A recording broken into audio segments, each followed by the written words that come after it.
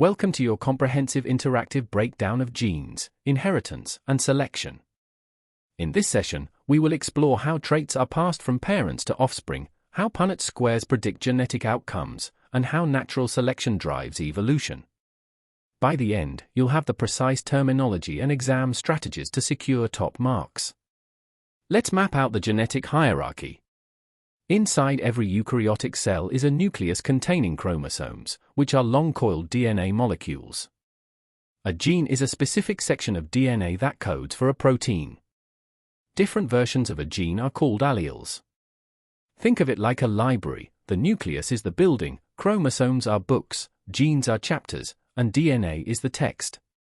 Now let's review the essential definitions. A gene is a section of DNA that codes for a specific protein. Alleles are different versions of that gene. The genotype is the combination of alleles an individual has, while the phenotype is the observable trait.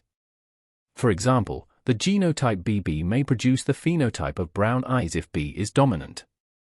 Inheritance works because each parent gives one allele for each gene. Dominant alleles are always expressed, while recessive alleles only show if two copies are present. A Punnett square is a grid that shows all possible allele combinations from parents. For example, crossing two heterozygous parents, BB(x)BB, gives a 3:1 ratio of dominant to recessive phenotypes. Let's work through a typical exam question. We have a heterozygous red plant, RR, crossed with a white plant, RR.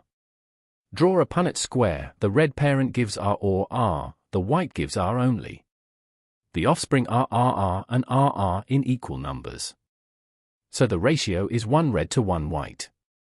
Always state the ratio clearly. Watch out for these common pitfalls. First, don't mix up gene and allele. A gene is the section of DNA, an allele is a specific version.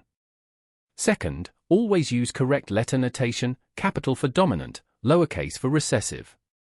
Third, in natural selection, individuals do not adapt during their lifetime, variation already exists in the population, and those with advantageous traits survive to reproduce. To wrap up, remember the hierarchy from nucleus to gene to allele. Use Punnett squares to predict inheritance patterns.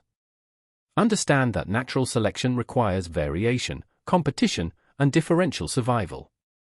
With these concepts, you are ready to tackle any exam question on genes, inheritance, and selection.